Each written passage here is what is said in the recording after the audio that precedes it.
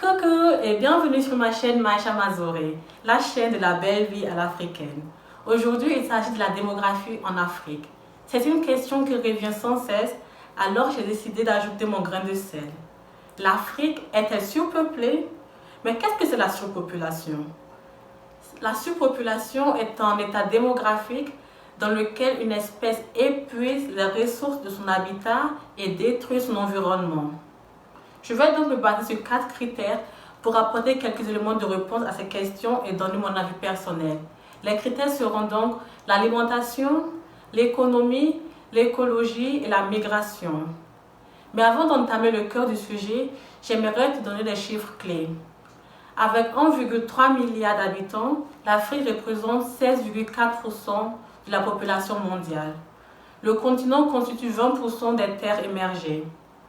Selon les prévisions de l'ONU, en 2050, il y aura 2,4 milliards d'Africains et en 2100, 4,4 milliards d'Africains.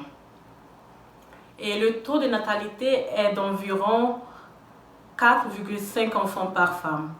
Au Niger, par exemple, les femmes ont en moyenne 7 enfants. En Afrique du Sud, par contre, seulement 2,4. Il y a donc quelques différences entre les différents États. La première puissance économique du continent, le Nigeria, est aussi le plus peuplé avec 195,9 millions d'habitants et 5,4 enfants par femme. Ce sont des chiffres conséquents, mais je suis persuadée que le continent n'est pas surpeuplé et ne le sera pas non plus dans 30 ans. Et je vais te dire pourquoi. Selon l'Organisation des Nations Unies pour l'alimentation et l'agriculture, en Afrique, 224 millions de personnes ne mangent pas à leur faim, surtout dans les zones de conflit armé. C'est un chiffre conséquent, bien que dans l'ensemble, la faim ait diminué et la population augmenté. Chaque année, l'Afrique importe pour plus de 30 milliards de dollars pour se nourrir.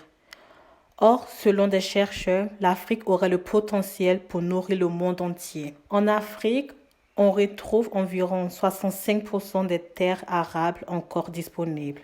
Sur le continent, la productivité agricole est 4 fois moins que dans les pays à fort rendement.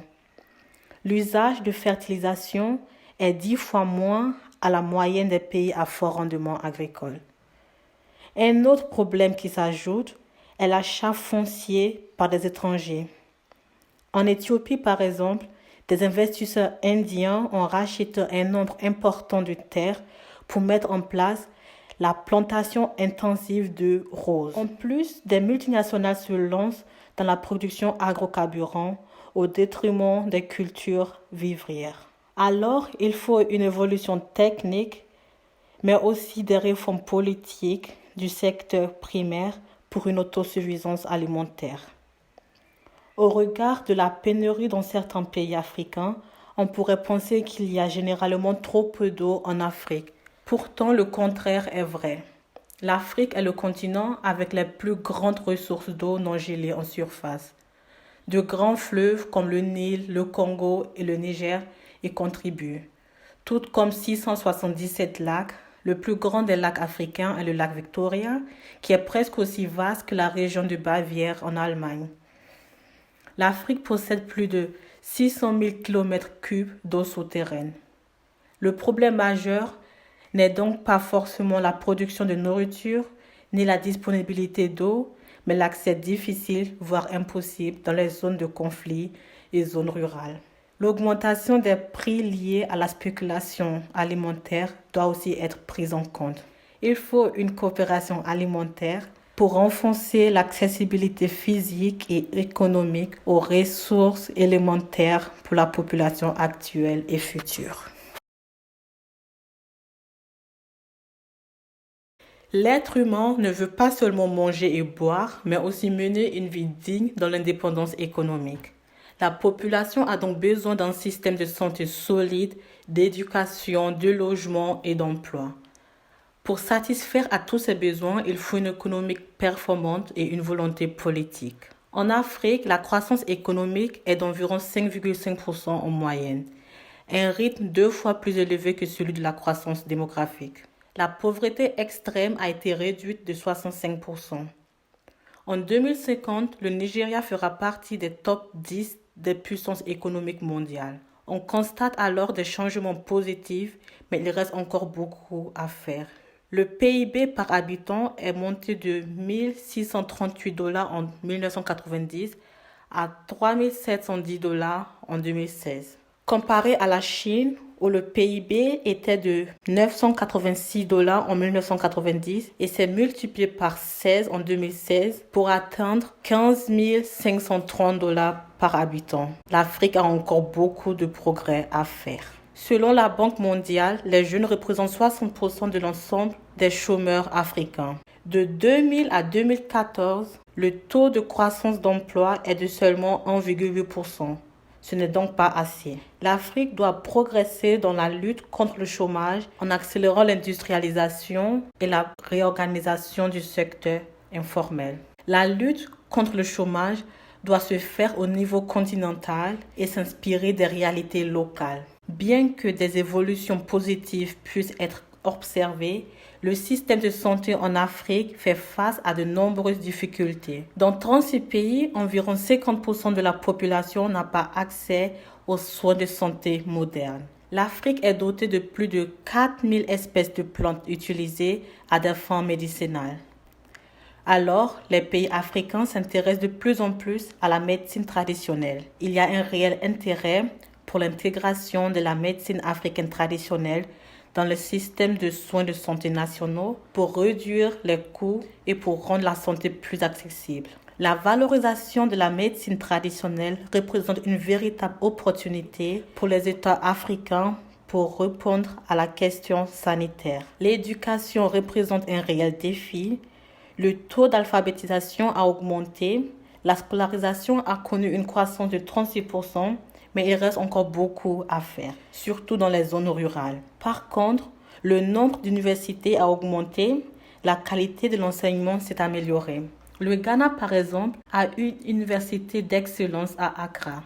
Malgré tous les changements positifs, il faudra plus d'efforts politiques et de sensibilisation de la population. En ce qui concerne le logement, il faudra restructurer les quartiers précaires et développer le secteur immobilier et le secteur de Smart Cities. 17 pays ont un défi d'1 million d'unités d'habitation. Il faut également développer les zones rurales afin d'empêcher la surpopulation dans les grandes villes. L'écologie joue également un rôle dans la question démographique. L'empreinte écologique augmente le plus dans les pays où la population augmente le moins. Le 10 mai, les Européens ont déjà épuisé les ressources que la planète peut leur offrir pour l'année. L'Afrique est responsable de seulement 4% de l'émission mondiale de dioxyde de carbone. Ce chiffre est lié au climat et à la faible industrialisation de l'Afrique. On peut supposer qu'avec l'augmentation de l'industrialisation et de la démographie, l'émission de substances nocives pour l'environnement et la santé va aussi augmenter. Avec l'augmentation de la population, nous devons repenser nos habitudes alimentaires et réduire considérablement la consommation de viande afin de protéger l'environnement et de faire bon usage des ressources. Il faudra aussi repenser l'importation de déchets toxiques. En raison de son climat, l'Afrique a de bonnes conditions pour développer davantage l'énergie solaire et éolienne. Le nombre de voitures personnelles doit être réduit par l'expansion des transports publics.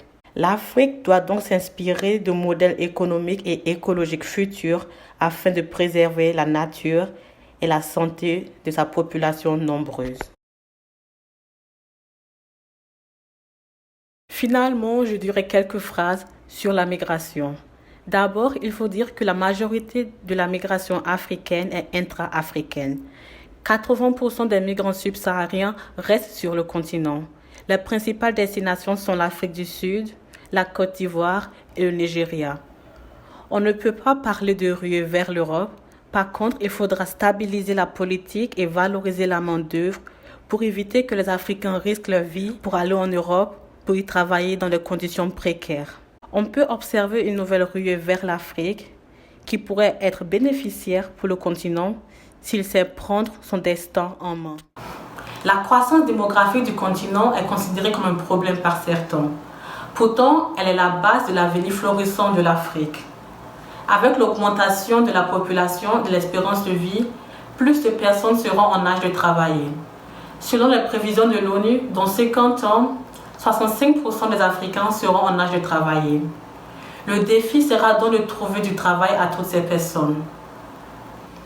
Selon une étude, 85% des emplois de 2030 n'existent pas encore aujourd'hui. L'Afrique doit donc se baser sur l'innovation et l'éducation de sa population pour lutter contre le chômage. Le Made in Africa doit émerger. La croissance démographique représente également un défi à ne pas sous-estimer.